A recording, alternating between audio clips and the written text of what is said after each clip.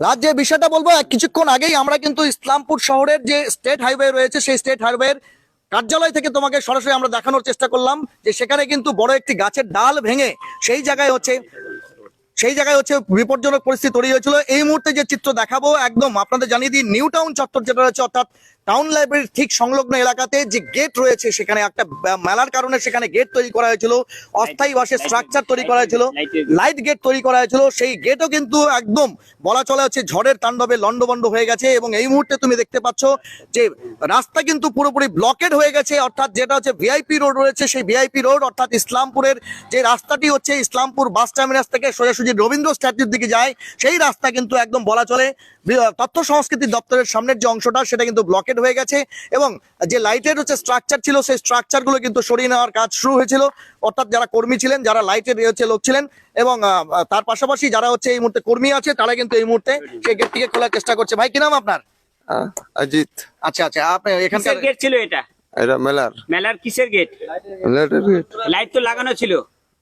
Light লাগানো ছিল, ঝড় বৃষ্টিতে ঘিরে গেল। আচ্ছা, সব পড়ে গেছে? পড়ে গেছে এখন। আচ্ছা, লাইট গুলো খুলিয়ে দিয়েছেন? কতক্ষণ ধরে এই রাস্তাটা ব্লকেড আছে মোটামুটি?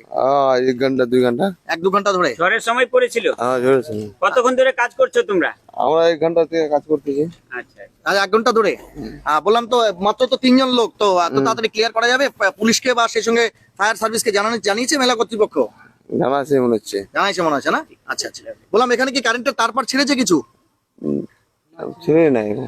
আচ্ছা, আমরা আপনাদের দেখানোর চেষ্টা করব। এইখানে কিন্তু বড় একটি স্ট্রাকচার ছিল, অর্থাৎ এখানে যে মেলা এসছে সেই মেলার কিন্তু লাইটের যে গেট ছিল সেই গেটের স্ট্রাকচার কিন্তু রীতিমতো ঝড়ে লন্ডভন্ড হয়েছে, যেহেতু হেভি লোডেড ছিল এই হচ্ছে স্ট্রাকচারটি এবং প্রচুর পরিমাণে যে লাইট ছিল সেই লাইটের হচ্ছে সমস্ত স্ট্রাকচার গুলো কিন্তু পড়ে গিয়েছে। কিন্তু বাঁশের যে অস্থায়ী হচ্ছে স্ট্রাকচার ছিল সেই স্ট্রাকচার কিন্তু পুরোটাই হচ্ছে পড়ে গিয়ে রাস্তা ব্লকেড হয়ে গেছে এবং যাতায়াত কিন্তু সম্পূর্ণভাবে স্তব্ধ হয়ে গেছে। সরাসরি সেই চিত্র আপনারা দেখতে পাচ্ছেন।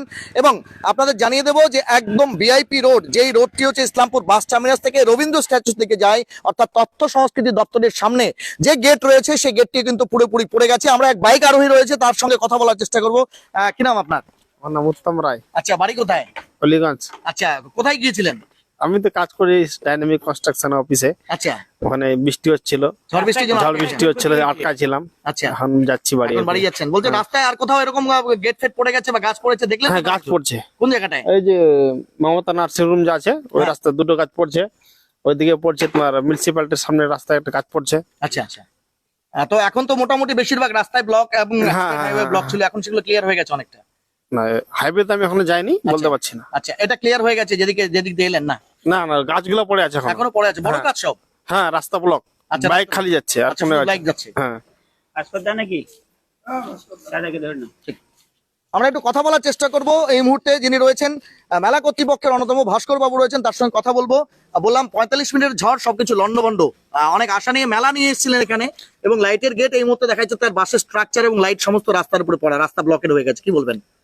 দেখেন, এটা তো প্রাকৃতিক দুর্যোগ, কিছু করার নেই আমাদের। তো আমাদের বিশাল অনেক ক্ষতি হয়েছে, খালি গেটটা পড়েছে না, ভিতরে অনেক ক্ষতি হয়ে গেছে। মানে অনেক বাচ্চা কাচ্চা চোট লেগেছে।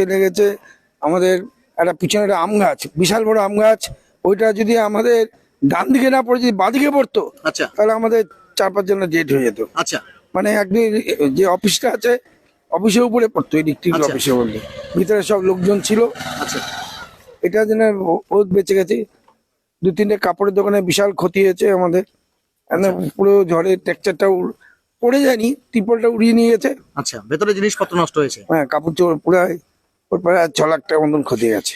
আচ্ছা, বলছি দাদা, এই যে এত বড় একটা বিপর্যয় হলো এবং বিশেষ করে মেলার জন্য তাকে রঙিন করার জন্য লাইটের যে স্ট্রাকচার বসিয়েছিলেন সেই স্ট্রাকচার পুরো উল্টে গেছে, লাইট পড়ে খুলে গেছে, তো আপনারা এগুলো জানিয়েছেন পুলিশ প্রশাসন? এবং পুলিশ প্রশাসন, আমাদের ট্রাফিকে ওসি নির্মল সরকার যে আছেন উনি দেখে গেছেন। আচ্ছা, উনি নিজে স্পটে এসে উনি নিজে ডেকোরেটরকে ফোন করলো, ডেকোরেটর মালিককে। আচ্ছা, ফোন করে জানালো, সাথে ওরা আসলো। আচ্ছা, আমরা তো জানি যে প্লাস উনি করে। আচ্ছা, ভিতরে ইলেকট্রনিক জিনিস রয়েছে, নাগরদোলনা রয়েছে, সেসব জিনিসে কি কোনো? না, সেগুলো ক্ষতি হয়নি। আচ্ছা, সেগুলো কোনো ক্ষতি হয়নি। দোকানগুলোর ক্ষতি হয়েছে? দোকানগুলো কিছু ক্ষতি আছে, মানে টুকটাক তো হবেই দাদা। অনেক টিন ফিন উড়িয়ে নিয়ে গেছে, পাওয়া যায়নি এখনো।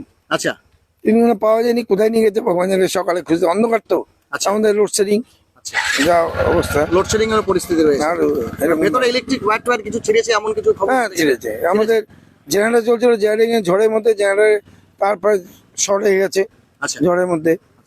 এরকম কয়েকদিন আগে জেনারেটর চলতো, তাই জন্য জেনারেটরটা বন্ধ। ঠিক। ঠিক পিক আপ টাইমে মেলার টাইমে বিশাল ক্ষতি একটা।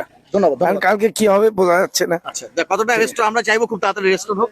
আপনাদের জানিয়ে দিয়ে আমরা কথা বলছিলাম যে ইসলামপুর শহরে কোর্ট ময়দানে যে মেলা এসছে, সেই মেলা কর্তৃপক্ষের যিনি করতে হচ্ছে কর্মকর্তা রয়েছেন ভাস্কর বাবু, তিনি জানালেন যে ঝড়ের তাণ্ডবে 45 মিনিটের ঝড়ের তাণ্ডবে রীতিমতো সবকিছু কিন্তু লন্ডভন্ড হয়ে গেছে। এবং আপনাদের জানিয়ে দিই, মেলার বাইরে যে অন্ততপক্ষে লাইটের জন্য যে স্ট্রাকচার বা গেট ছিল, সেই গেটের বাঁশের স্ট্রাকচার পুরো হচ্ছে ভূপতিত হয়েছে, মাটিতে রোডের উপরে পড়ে গেছে। এই মুহূর্তে আপনারা দেখতে পাচ্ছেন তৎপরতার সঙ্গে সেই মেলা কর্তৃপক্ষ এবং ট্রাফিক পুলিশের যিনি ওসি রয়েছেন নির্মল সরকার বাপি, তিনি কিন্তু খবর দেন পুলিশে এবং সেই সঙ্গে ডিজাস্টার ম্যানেজমেন্টে যারা রয়েছেন, পাশাপাশি যারা হচ্ছে প্যান্ডেল কর্তৃপক্ষ যারা এই প্যান্ডেল তৈরি করেন, তারা কিন্তু এই আপৎকালীন পরিস্থিতিতে রাত্রিবেলায় বলা চলে প্রায় মধ্যরাত্রিতে, রাত্রি 11টা 11:30 বাজে এই মুহূর্তে কিন্তু সেই স্ট্রাকচার খুলে দিয়ে রোডটাকে অন্ততপক্ষে ব্লকের থেকে মুক্ত করার চেষ্টা করছেন, ক্লিয়ার করার চেষ্টা করছেন। এবং যে বিষয়টা বলবো, অন্ততপক্ষে খুব বিপজ্জনক পরিস্থিতিতে রয়েছে সেখানে আপনারা দেখতে পাচ্ছেন সেই গেটটি, যে এখানে যে ইলেকট্রিক পোল রয়েছে সেই পোলের সঙ্গে একদম সাঁটানো অবস্থায় রয়েছে এবং তৎপরতার সঙ্গে যারা লেবার এবং মিস্ত্রি রয়েছেন তারা কিন্তু খোলার চেষ্টা করছেন। আমরা অবশ্যই প্রশাসনের প্রতি হচ্ছে দৃষ্টি আকর্ষণ করব এবং যত তাড়াতাড়ি সম্ভব এই ভিআইপি রোড, যে রোড দিয়ে একাধিক অ্যাম্বুলেন্স সুপার স্পেশালিটি হাসপাতালে এবং বিভিন্ন নার্সিং হোমে যায়, সেখানে কিন্তু সেগুলো যাতে একদম স্মুথলি প্রবেশ করতে পারে তার জন্য অবশ্যই উদ্যোগ নিতে হবে। যদিও আপনাদের জানিয়ে দিই, ঝড়ের তীব্রতা এতটাই বেশি ছিল যে শহর থেকে শহরতলি সমস্ত এলাকাতেই কিন্তু বিদ্যুৎ বিভ্রাট ঘটেছে এবং সেই সঙ্গে বিপর্যয়ের সবচেয়ে বড় কারণ হচ্ছে বড় বড় ইলেকট্রিকের যে তার খুঁটি রয়েছে, সেই খুঁটিগুলো থেকে তার হচ্ছে চিড়ে পেরিয়ে গিয়েছে। যদিও শহরের মধ্যে হচ্ছে ওভারহেড ওয়্যার এর সংখ্যাটা যদিও কম, কিন্তু তবুও যে বিষয়টা জানাবো যে বহু জায়গায় যে ওপেন বা ন্যাকেট তার ছিল, সে তারগুলো খুলে যাওয়ার এবং আজকে রাত্রিবেলা কিন্তু আলো আসার বা আবার বিদ্যুৎকে হচ্ছে রেস্টোর করার সম্ভাবনা প্রায় নেই বললেই চলে।